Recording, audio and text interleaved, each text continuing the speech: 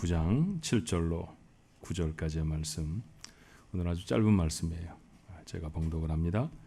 분봉왕 헤롯이 이 모든 일을 듣고 심히 당황하니 이는 어떤 사람은 요한이 죽은 자 가운데서 살아났다고도 하며 어떤 사람은 엘리야가 나타났다고도 하며 어떤 사람은 옛 선지자 한 사람이 다시 살아났다고도 함이라. 헤롯이 이르되 요한은 내가 목을 베었거늘 이제 이런 일이 들리니 이 사람이 누군가 하며 그를 보고자 하더라. 아멘.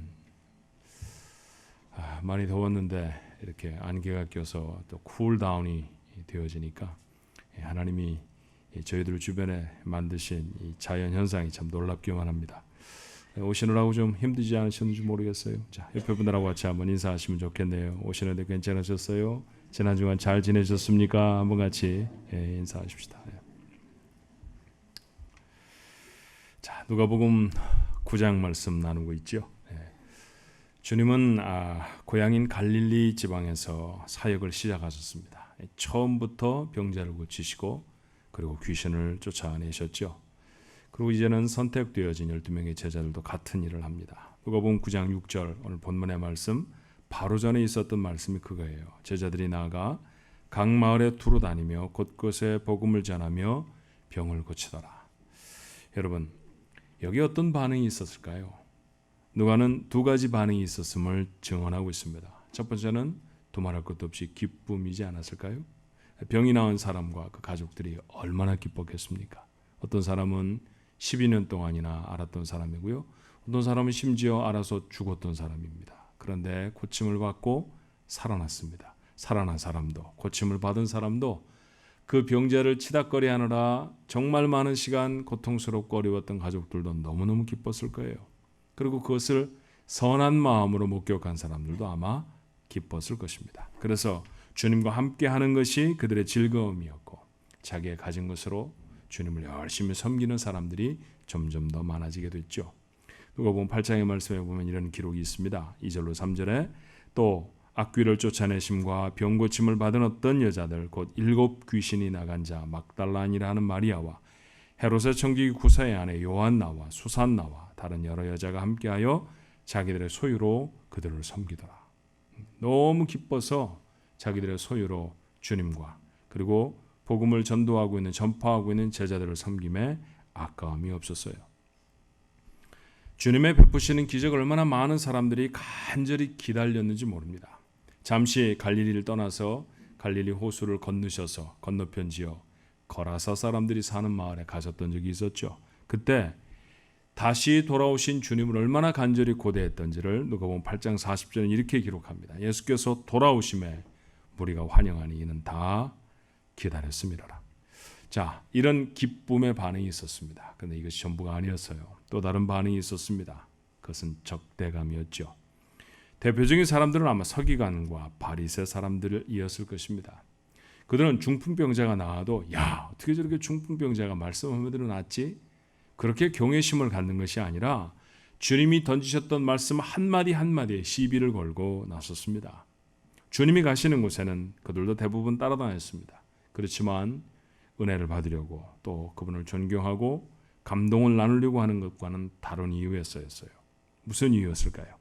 누가복음 6장 7절의 말씀에 보니까 서기관과 바리새인들이 예수를 고발할 증거를 찾으려 하여 안식일에 병을 고치시는가 엿보니 병을 고치는 사람과 기쁨을 공유하기 위함이 아니었습니다. 혹시 율법에 무슨 흠이 있지 않나 그것을 살피기 위해서 주님을 보고 있었다라는 것이죠. 이 말씀들을 읽으면서 어떻게 그 놀라운 사건들을 보고 이런 반응밖에 가질 수 없을까 놀라울 뿐입니다. 그들은 결국 주님을 대적할 방도를 의논하는데 머리를 맞대기까지 합니다. 11절의 말씀에 그들은 노기가 가득하여 예수를 어떻게 할까 하고 서로 의논했다라고 했습니다. 그런데 여러분, 서기관과 바리새 사람들보다 더 심각한 대적이 드디어 나타났습니다. 오늘 본문의 말씀이 바로 그 시작을 알리죠. 누가복음 9장 7절의 말씀에 분봉왕 헤롯이 이 모든 일을 듣고 심히 당황했다고 했어요. 이 모든 일, 주님이 행하신 일입니다. 병자를 고치시고 귀신을 쫓아내시고 당신뿐만 아니라 당신의 제자들도 그 일을 하고 있다는 사실을 분봉왕 헤롯이라고 하는 사람이 듣고 당황했다는 것이죠. 본문에는 그저 헤롯이라고 기록되어 있기만 합니다만 예수님이 태어나실 때 그 예수님을 죽이려고 했던 헤롯과는 다른 헤롯입니다. 그 헤롯을 좀 우리가 마음에 불편하지만 역사가 기록하는 그대로 여러분에게 전하면 헤롯 대왕, the great 헤롯이라고 말하니까 잠시 우리 헤롯이 위대한 사람이라고 아무도 생각하지 않지만 헤롯 대왕이라고 한번 해보십시다. 그는 헤롯 대왕이었고요. 그 헤롯 대왕에게는 여러 명의 아내도 있었고 아내가 여럿이니까 당연히 자녀도 여럿이 있었죠. 아들들이 많이 있었는데 이 사람은 굉장히 포악했습니다. 정통 유대인이 아닌 사람이 유대를 다스리기 위해서는 때때로 정치적인 고개를 벌려야 했었는데 어떤 때는 로마에 아부하기 위해서 결혼을 하기도 했고 어떤 때는 유대인의 환심을 사기 위해 또 다른 결혼을 해야 하기도 했습니다. 그때마다 먼저 있었던 아내들이 골칫거리였겠죠. 그런데 해치우는 방법이 탁월했습니다. 아주 죽여버리는 것이었어요. 어떻게 아내를 죽일 수 있었을까?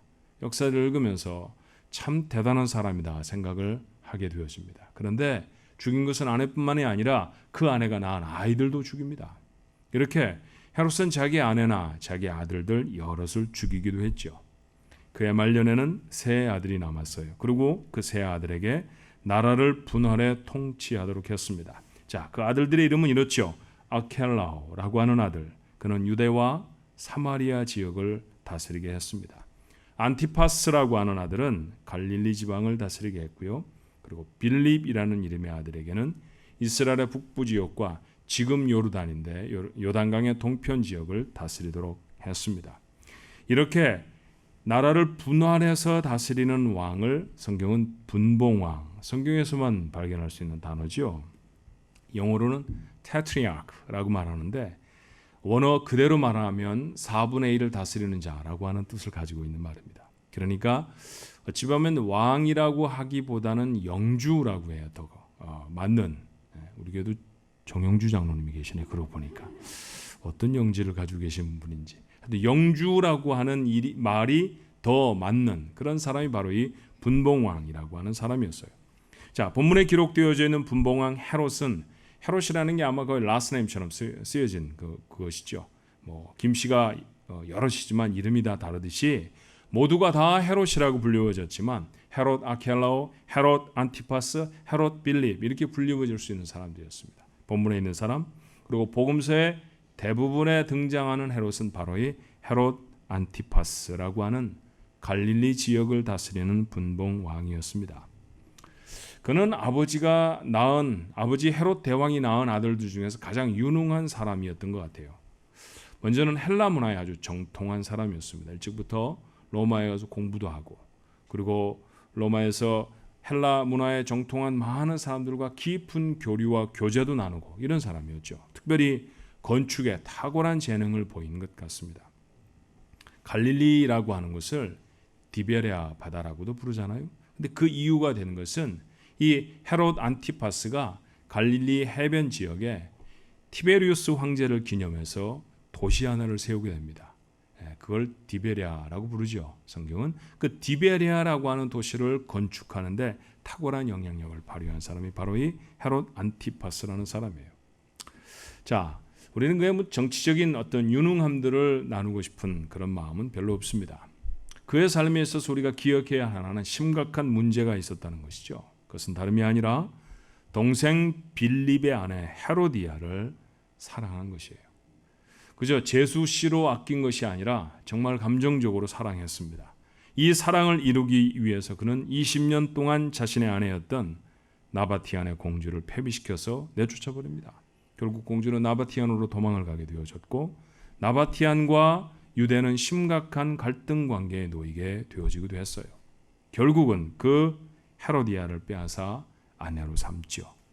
이것은 보통 사람들의 윤리에도 어긋나는 것이었고 특별히 경건한 유대인들에게 보기에서는 심각한 죄악이었습니다. 율법에는 형제의 아내와 결혼을 엄격하게 금지하고 있어요. 단지 신명기 25장 5절부터 10절의 말씀에 보면 죽은 형제가 자녀를 남기지 못했을 경우에만 그 형제의 그 미망인과 결혼을 해서 자녀를 낳고 기업을 무르도록 하는 예외 조항이 있을 뿐입니다. 그러니 죽지도 않은 동생의 아내 빼앗아 결혼하는 것, 이것은 심각한 범죄 행위지요. 유대인들이 당연히 비난했을 것입니다. 근데 정말 심각한 비난은 세례 요한의 비난이었어요.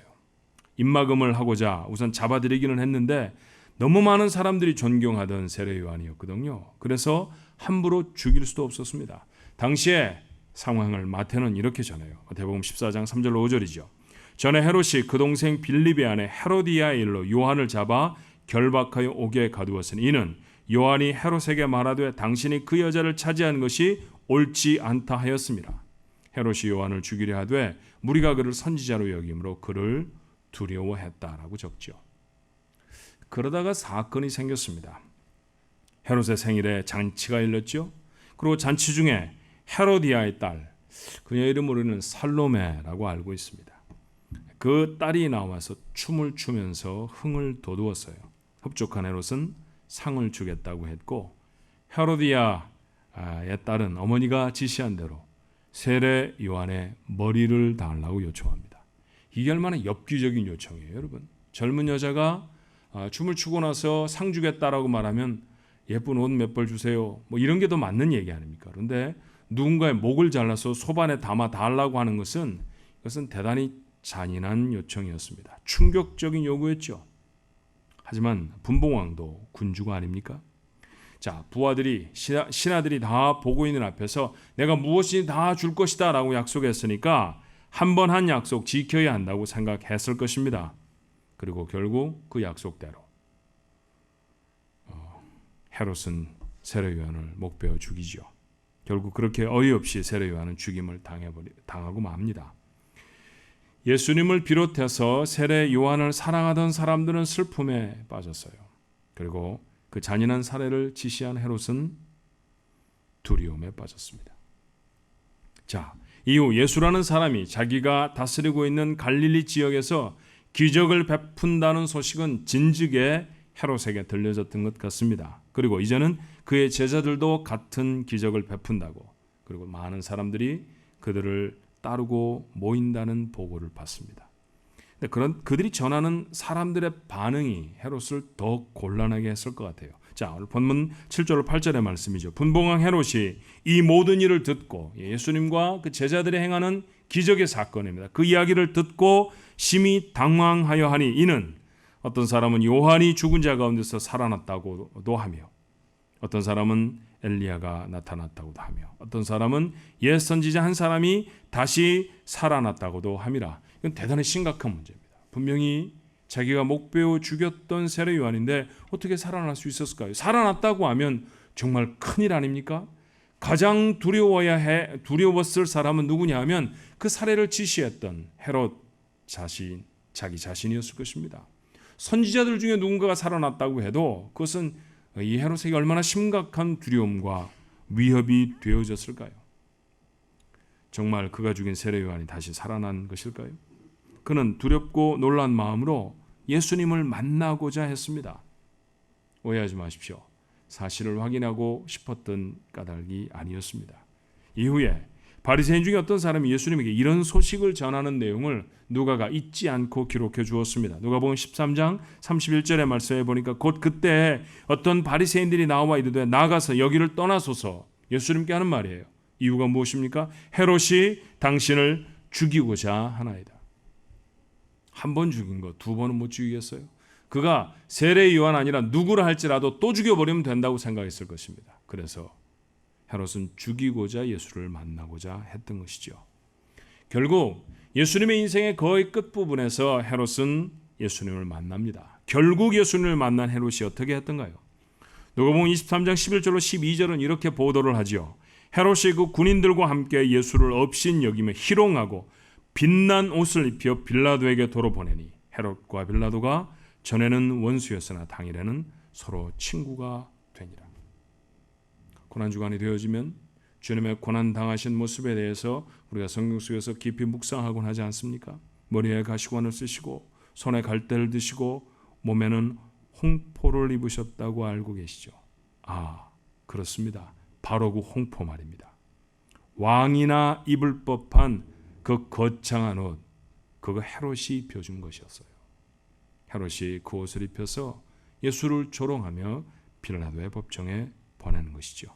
결국 그는 빌라도와 한편이 되어져서 예수님을 십자가로 몰아갑니다. 우리가 아는 사도신경의 한 부분은 본디오 빌라도에게 권한을 받으사라고 되어 있습니다만 그 이름의 뒤에는 헤롯 안티파스라고 하는 이름도 있었다고 하는 사실을 우리 오늘 말씀을 통해서 확인할 수 있죠. 예수님의 대적들이었습니다. 예수님이 행하시는 일들을 보고 어떤 이들은 기뻐하고 감사했습니다만 어떤 이들은 대적이 되어지죠. 오늘 누가는 그런 두 가지 반응이 있었다는 사실을 우리에게 말합니다. 자, 잠시 다른 얘기를 좀 해볼까요? 누가복음에는 신약 성경에서 하나님의 나라, Kingdom of God이라고 하는 말이 가장 많이 등장을 합니다. 마태복음에는 4번밖에 등장하지 않아요. 마가복음에는 12번, 요한복음에는 2번 등장할 뿐입니다. 그런데 누가복음에는 27번이나 하나님의 나라라고 하는 단어가 기록되어져 있습니다. 이게 굉장히 중요한 주제어라는 얘기죠. 누가는 주님의 오심 그리고 복음을 전파하는 것, 이 모두를 다 하나님의 나라라고 하는 말로 설명해요. 예를 들면 이런 것입니다. 누가복음 4장 43절에 예수께서 이르시되 내가 다른 동네들에서도 하나님의 나라 복음을 전하여야 하리니 나는 이 일을 위해 보내심을 받았노라 하시고, 주님은 무엇 때문에 오셨습니까? 하나님의 나라의 복음을 전하기 위하여이었습니다. 8장 1절의 말씀에도 그 후에 예수께서 각 성과 마을에 두루 다니시며 하나님의 나라를 선포하시며 그 복음을 전하실 때 12제자가 함께 하였다고 했습니다. 예수님이 세상에 오셔서 동리를 다니시며 하셨던 일도 무엇이었습니까? 하나님의 나라를 선포하시는 일이었습니다. 9장 2절의 말씀에 하나님의 나라를 전파하며 앓는 자를 고치게 하려고 내보내셨다라고 기록합니다. 무슨 말인가요? 예수님의 제자들도 그래서 당연히 나아가 해야 할 일은 무엇이었느냐 하면 하나님의 나라를 선포하는 것이었습니다. 예수님은 말씀하십니다. 누가복음 10장 9절에 거기 있는 병자들을 고치시고 또 말하기를 하나님의 나라가 너희에게 가까이 왔다 하라. 하나님의 나라가 가까이 와서 병이 고쳐지고 있다는 얘기죠.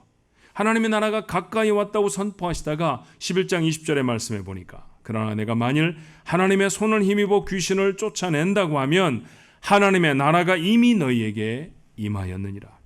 하나님의 나라가 이미 임했다고 선언하십니다. 그리고 그 증거가 귀신을 쫓아내시는 것이었어요.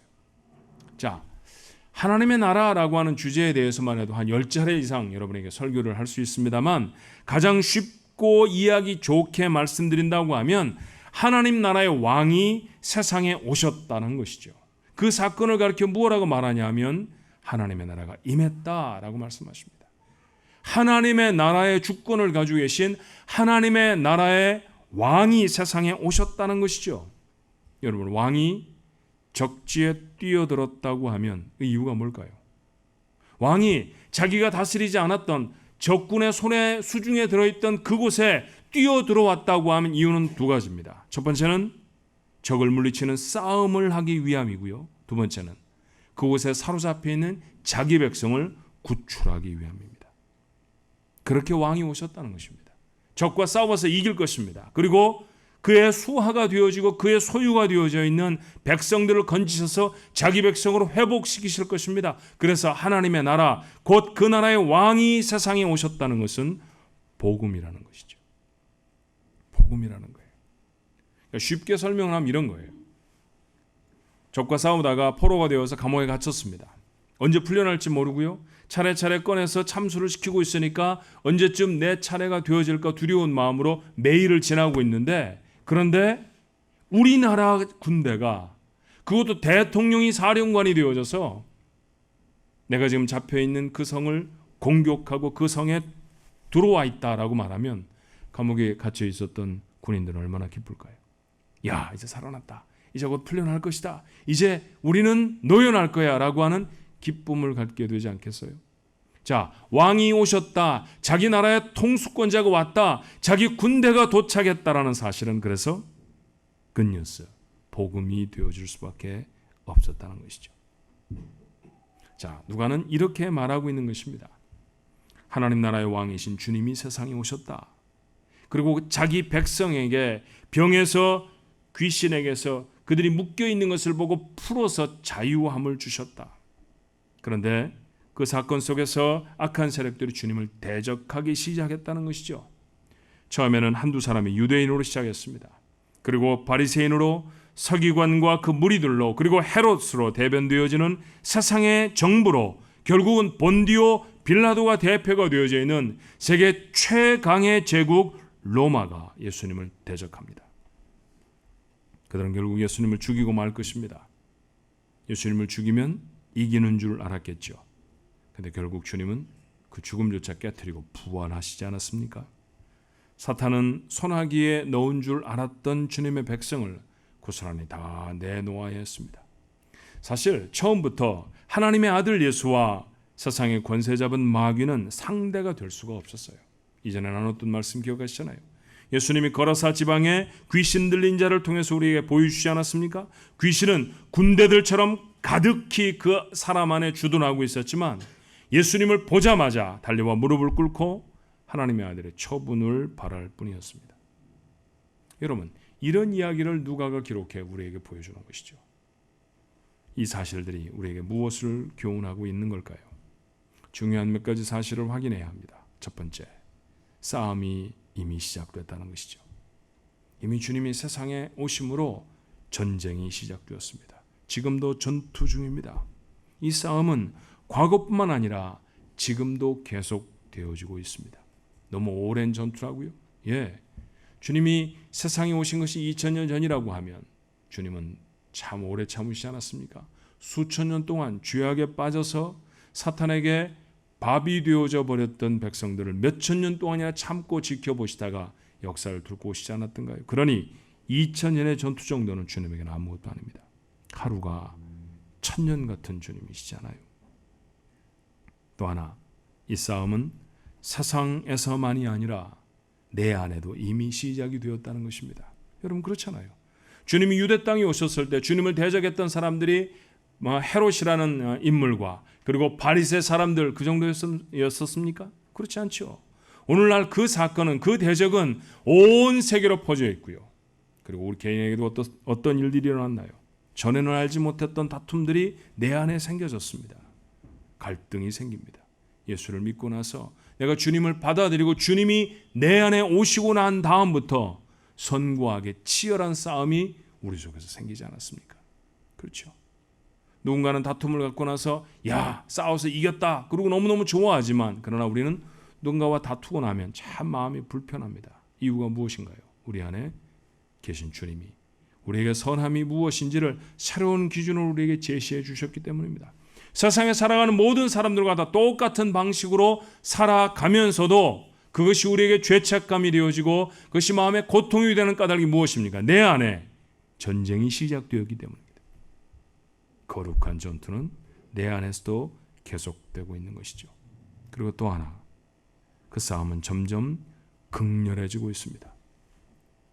여러분, 이 전쟁이 점점 극렬해지고 있다라고 하는 증거들을 몇 가지 생각해 볼까요? 하나는 전에는 생각도 하지 못했던 방식으로 우리를 도전합니다.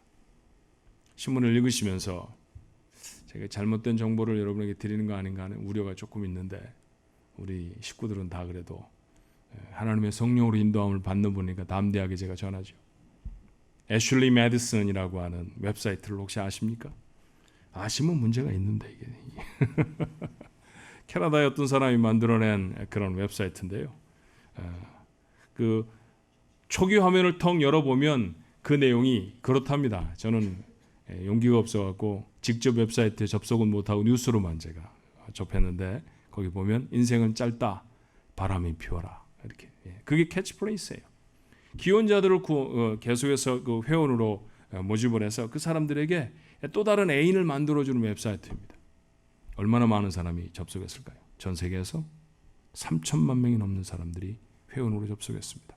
한국에만 66만 명의 회원이 있습니다. 놀라운 일 아니에요? 이게 얼마나 큰 파장이 되어졌는지 그곳에 접속해서 그곳에서 자기 아내가 있고 자기 남편이 있음에도 불구하고 또 다른 불륜의 대상자를 찾고 있는 사람들의 이름들이 세상에 밝혀지게 되어졌을 때 그들이 대단히 곤란한 처지가 되어지고 말았습니다. 그래서 미국에서만 복음주의 교단에서 400명 이상이나 되는 목사와 교회를 섬기는 일꾼들이 사임을 했고요. 불과 며칠 전에는 저명한 신학 교수가 스스로 자살을 하고 맙니다. 우리는 전에 인터넷으로 바람을 피울 수 있다는 것 생각도 해보지 못했습니다. 지금은 그것이 가능한 세상이죠. 사탄은 갖가지 교묘한 방법을 통해서 죄의 종류를 늘려갈 것입니다. 하나님을 대적하고 하나님의 사람들을 넘어뜨리기 위해서 말입니다. 또 하나, 우리가 경험하고 있는 이 전투가 점점 극렬해지고 있다는 것은 예상하지 못했던 적들이 우리 앞에 나타나기 때문입니다. 전에는 아무도 미국이라고 하는 정부가 하나님을 대적하리라 생각하지 못했습니다. 그러나 지금은 동성애자의 권리를 지키느라 종교적인 신념을 지키는 사람을 감옥에 가둡니다. 서방 나라 중에 신앙을 이유로 해서 감옥에 갇히는 나라는 미국 말고 몇 나라가 되지 않습니다. 여러분, 중동 지방이 얘기를 하고 있는 게 아니에요.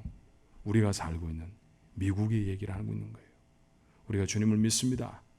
우리가 믿고 있는 성경은 우리에게 이렇게 가르칩니다. 라고 하는 것을 세상에 말하면 감옥에 갈 수 있는 나라가 미국입니다. 미국은 크리스천 국가입니까? 아니면 안타이 크리스천 국가입니까? 교회를 반대하고 교회를 핍박하는 나라가 되어져 버리지 않았습니까? 우리는 이런 나라에서 이런 모습에 전에는 생각지도 못했던 적들을 만나며 살아가게 되어지죠. 전투는 점점 더 심해지고 있습니다. 여러분이 어쩌면 조금 어려운 얘기를 드렸을지 몰라요. 그렇지만 우리가 살아가는 무대가 놀이터인지 아니면 전쟁터인지는 알고 살아야 하는 거 아니에요? 우리는 안에서도 밖에서도 영적인 전쟁을 치르고 있는데 자기가 영적인 전쟁을 치르고 있는 그런 사람이라는 사실을 알지도 못한 채 살아가는 경우가 얼마나 많습니까? 생각해 보십시오. 여러분은 이 예배를 마치면 총알과 수류탄을 지급받고 전쟁터에 투입되는 병사처럼 영적 전투에 임해야 합니다. 그런 비장함이 여러분에게 있습니까? 그런 긴장이 없으면 심장에 총알이 날라와 박혀 들어와도 팔다리가 잘려나와도 잘 모릅니다. 다른 말로 하면 죄의 치명적인 유혹이 마음을 헤집고 들어와도 아픈 줄을 모르고 하나님의 자녀가 누릴 존엄과 거룩함이라는 수족이 잘려져 나가도 조금도 안타깝지 않다는 이야기죠. 정신을 차려야 합니다. 성경은 이렇게 우리를 권고하지 않았습니까? 베드로전서 5장 8절에 근신하라 깨어라 너희 대적 마귀가 우는 사자같이 두루다니며 삼킬 자를 찾나니. 이것이 우리가 살아가는 세상입니다. 정신을 차리고 살면 인생은 짧으니 바람을 피우라는 말에 귀가 솔깃해질 수가 없습니다. 맞습니다. 인생이 짧지요. 그러니 바람 같은 것은 피울 시간이 없다는 사실을 정신을 차리고 사는 사람들은 압니다. 우리가 살아가는 세상이 영적 전투, 우리가 거룩한 하나님의 자녀 되어짐을 거부하고 포기하게 만드는 수많은 도전이 있다는 사실을 아는 사람들은 작은 시비에 마음을 빼앗겨 얼굴을 붉히고 다툼을 이루지 않습니다. 삶에 내가 알지도 못하는 소유의 목록들을 늘리느라 내게 주어진 가장 소중한 시간들을 다 탕진해버리는 그런 어처구니 없는 인생으로 살아가지도 않을 것입니다. 전쟁터에 서 있습니다. 한 사람도 빠짐없이 우리는 전투를 하고 있는 사람들이고 그 전투에 살아남을 수 있어야 합니다. 한 가지 더 중요한 사실을 기억하십시오. 복음입니다. 이 싸움은 반드시 이길 것입니다. 어린 다윗이 이미 오래전부터 우리에게 가르쳐주지 않았습니까? 전쟁은 하나님께 속한 것이니 우리가 싸우는 전투도 하나님이 이루시는 전투일 줄로 믿습니다. 승리할 것입니다. 주님은 사탄을 이기셨듯이 우리 안에 주님의 영이 오늘도 우리를 도전하는 사탄을 물리치시고 승리하게 하실 줄로 믿습니다. 그러니 두려워하지 말고 담대히 전투에 임하십시오. 적들이 내 머리카락 하나도 베어갈 수 없다고 하는 단호함으로 여러분의 인생을 살아낼 수 있어야 합니다. 그런 삶에 힘이 있습니다. 그런 삶에 승리가 있습니다. 놀라운 기쁨의 삶이 되어질 것입니다. 여러분 모두가 누려야 할 승리의 삶, 힘있고 능력 있는 삶이 되시기를 주님의 이름으로 축원합니다. 기도하십시다. 싸움을 하면서도 싸움을 하고 있다는 사실을 알지 못하면 이길 수는 없을 것입니다. 물론 우리는 종국에 주님의 은혜로 승리할 것입니다만 만신창이가 되어져서 한 번도 승리의 놀라운 감격을 마음에 품지 못한 채 그렇게 인생을 살아갈 수도 있습니다. 정신을 내려놓으면 얼마든지 그럴 수 있습니다. 스물스물 마치 교회 주변에 피어오르는 안개와 같이 그렇게 죄악이 피어올라서 내가 어디에 있는지, 내가 무엇을 목표라고 살아가는지 자신의 디렉션을 잃어버린 채 방황하고 표류하는 삶, 그것이 현대를 살아가는 사람들의 삶입니다. 그 중에 수많은 크리스천들이 있습니다. 전에 존경받던 크리스천 리더들이 서럽게 변장한 죄악에 속수무책 무너지는 모습을 보면서 나는 아니야, 절대로 아닐 거야, 그럴 수 없습니다. 그러니 마음을 다짐하고 다시 다잡아야 할 것입니다. 깨어 근신하라 라고 하신 하나님의 말씀을 기억하게 하옵소서. 전투 속에 있다는 사실을 놓치지 않게 하옵소서. 주님이 세상에 오심으로 우리 바깥의 세상에서 시작된 전투입니다. 내 마음에 주님의 영이 오심으로 내 안에서도 이미 시작된 전투입니다. 아버지 하나님, 모든 전투에서 승리할 수 있도록 하나님 도와주옵소서. 이 전쟁은 마침내 승리할 것입니다만 그 전쟁이 승리가 되어지도록 매번 매 순간의 전투에서도 승리할 수 있는 우리 가족들이 되어지도록 축복해 주시옵소서. 힘을 돋워 주옵소서. 지혜롭게 하여 주시옵시고 하나님 자신을 도전하는 모든 싸움에서 승리해 하나님 앞에 영광을 돌릴 뿐만 아니라 힘있고 능력 있는 삶을 소유할 수 있는 주의 백성들이 되도록 축복하옵소서. 예수님 이름으로 간절히 기도하옵나이다. 아멘.